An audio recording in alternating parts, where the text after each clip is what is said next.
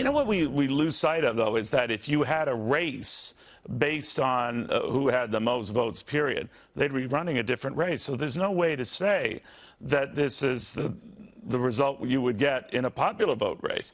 Karl Rove, former Deputy Chief of Staff, great historian of all things politics as well, with us right now. Karl, I mean, Donald Trump does raise a good point that if he wanted to target and run the kind of race that would have garnered the most votes, then sort of you sit in the most populous areas and you run with it, don't you? Yeah. First of all, he's the fifth American president. John Q. Adams in 1824 is the first. He was missing from that list. But yeah, look, if this were there'd be two results if this were a popular vote majority country. We wouldn't be in Iowa. People would be campaigning in the big. Republicans would go to Tarrant County, Texas, Fort Worth, and the suburbs of Houston and Orange County, California. Democrats would go to San Francisco and New York, and a big part of the country would be overlooked. But here's an even more pernicious problem. We would then have a multiplicity of parties, because if it's the popular vote, we've had 14 presidents who've been elected with a plurality of the vote. That is to say, they didn't get 50%. If we were to go to popular vote only, how long would it be that before we'd have runoffs? I mean, Bill Clinton was elected twice, never got 50% of the vote. Woodrow Wilson elected twice, never got 50% of the vote. Abraham Lincoln got elected with 40-some-odd% of the vote. Less than Michael Dukakis got in being defeated in 1988. So the two-party system, which has given the American democracy a stability and a continuity that makes us the longest-living democracy in the world, would be sorely undermined by a move away from the Electoral College. You know, though, I wonder why this measure, coming as it does in a week we've had all these protests, I don't think that's just coincidental, obviously, given these protests, and largely by high schoolers in the latest round. You have to wonder who's putting whom up to what, and to what end, to delegitimize, Donald Trump before he even takes office? Yeah, absolutely. This happened in 2000. I was on a program last night in Houston with Paul Begala, who to this day doesn't believe that George W. Bush was a legitimately elected president of the United States. I called him a dead ender on Fox News Sunday, which amused Chris Wallace. But yeah, there was a concerted effort after the 2000 election to say Bush's loss of the popular vote caused him to be an illegitimate president. And it's happened virtually every instance. This was the argument raised against Rutherford B. Hayes and Benjamin Harrison in the 1870s and 1880s.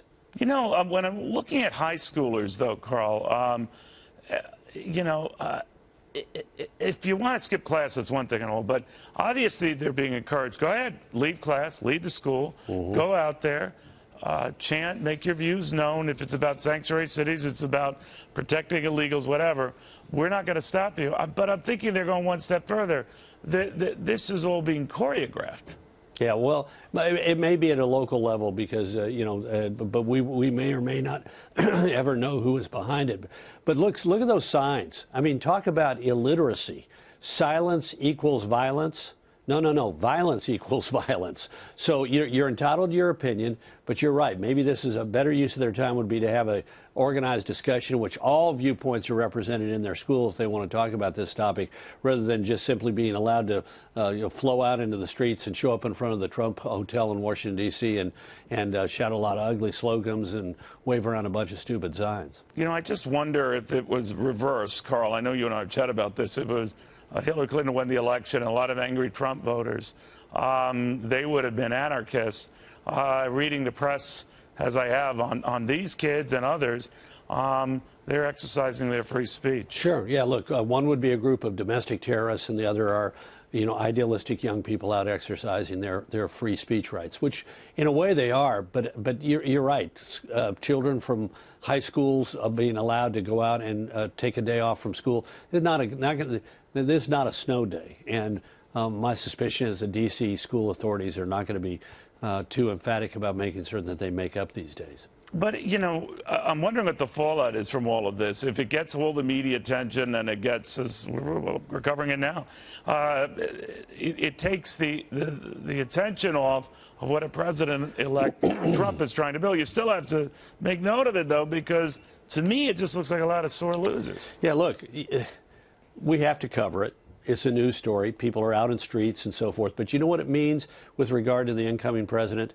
Zero. You know, we had in 2001 at the inauguration threats of demonstrators who wanted to break up the inaugural parade and storm the inaugural ceremony on Capitol Hill. And there lots of press attention, lots of people screaming. I remember riding down down Pennsylvania Avenue and having, you know, protesters, you know, screaming and yelling. But you know what? Didn't stop President George W. Bush from being president. These kind of things are interesting news, but they're the background noise, and they're not going to stop Donald Trump from taking office on January 20th.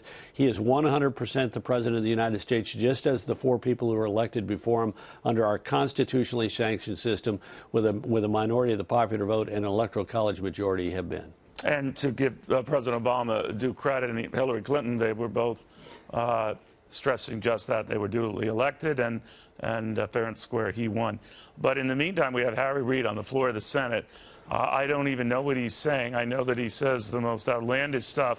And I understand, Karl, that you could say any outlandish thing you want on the Senate floor and not be held accountable for it. Well, among the many things Harry Reid has said on the floor is that Mitt Romney paid no income taxes. Look, Harry, one of the best things about this election is this is the last time we will see Harry Reid in public office.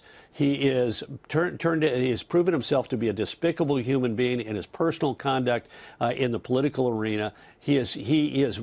Republicans should be grateful to him, though, because his stewardship of the Senate leadership, taking unto himself the power to decide what amendments would be offered to bills, ruining the tradition of 200 years that the Senate would be untrampled democracy, open debate, and unlimited amendments, and deciding that he alone was in charge of deciding what amendments would be considered and voted upon. This is what caused the Senate Democrats to lose their majority in 2014. It is a good thing for American democracy that this man is retiring to Searchlight, Nevada. It's not too soon for me. January 4th can't arrive too early for Harry Reid to hit the road and go home.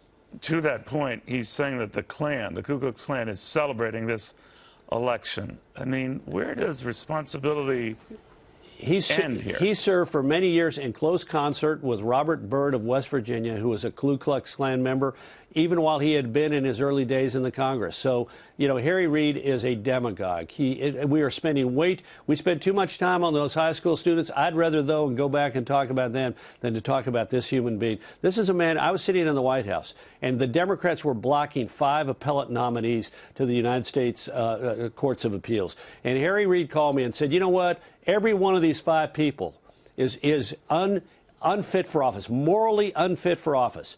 But we'll give you 2 of them. You withdraw 3 names, and we'll approve 2 of your names. I said, really, Senator? If they're morally unfit, shouldn't you be under a moral obligation not to allow any of them to serve? And I said, not only that, but you know these people? And you know, one of them was Charles Pickering of Mississippi. I said, do you know what this guy did as a young district attorney in Laurel, Mississippi? He took on the Ku Klux Klan in the middle of the 1960s and got tossed out at the next election. And you're attacking this guy as a racist. This is a man who, together with leaders in the black community and a Democratic governor, worked together to reconcile the races in Mississippi by bringing people together behind the scenes to talk about their grievances and a way forward. And this is a man you're attacking as a bigot. And I said, every one of those other 4 nominees are people of exemplary quality and character, and you are trashing them and say they're morally unfit, but you're willing to let us have 2 of the morally unfit people. I mean, this is the kind of guy he is. I didn't even know that. Karl Rove, thank you very, very much. As we're